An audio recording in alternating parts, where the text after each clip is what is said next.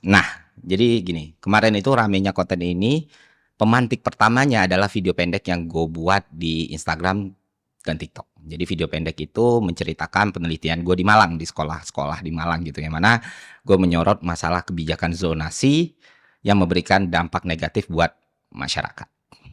Gue selama 5 tahun, kurang lebih, itu keliling di Indonesia Bapak Ibu semua. Kenapa? Untuk mencoba mengidentifikasi masalah pendidikan yang ada di Republik kita. Ya, hampir ke seluruh provinsi. Ada satu hal yang gue tunjukkan, dan ini menarik untuk kita bahas, dan menurut gue juga mind-blowing ya. Gini, di Indonesia ada kota namanya Malang. Malang itu punya 5 kecamatan nih. 5 kecamatan dan 10 sekolah yang nerapin sistem zonasi. Ini gue bicara soal SMA ya.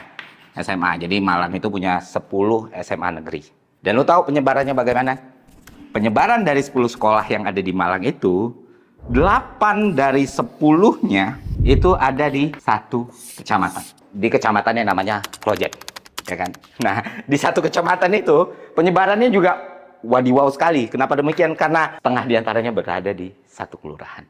Ada 2 kecamatan yang nggak punya SMA negeri. Jadi untuk penduduk yang ada di situ, untuk masyarakat yang ada di situ, untuk anak SMP yang mau melanjutkan bangku sekolah, terlebih mereka memilih SMA misalnya, mereka nggak bisa memilih SMA negeri.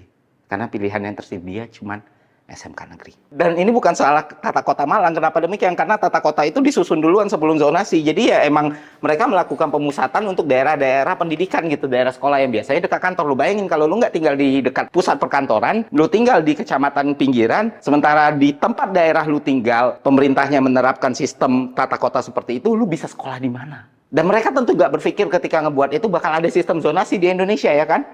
Jadi ya inilah yang terjadi sekarang.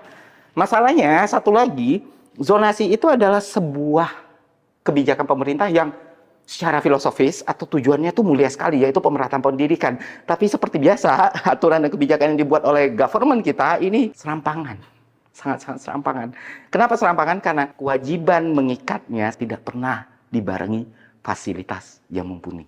Jadi masyarakat diwajibkan untuk ikut aturan, tapi masyarakat nggak diberi support fasilitas yang bisa membuat kita mengikuti aturan tersebut. Dan inilah yang terjadi. Teman-teman, sistem zonasi ini baru bisa berjalan dengan ideal kalau infrastrukturnya mendukung, pemerataannya mendukung, kualitas pendidikannya mendukung, birokrasinya benar, mutasi gurunya benar, dan pemahaman masyarakat juga benar. Tapi semua hal ini nggak ada, yang main zonasi aja. Inilah yang terjadi. Akhirnya banyak yang jual beli kursi, terjadi praktek kolusi, korupsi, nepotisme, pemerataan yang diharapkan tidak pernah ada, kualitas pendidikan tidak pergi kemana-mana, dan sekali lagi guru honorer yang menjadi tumbalnya. Makanya kalau gue jadi menteri pendidikan, hal pertama yang gue lakukan adalah menghapus total sistem zonasi. Sampai kita benar-benar mampu.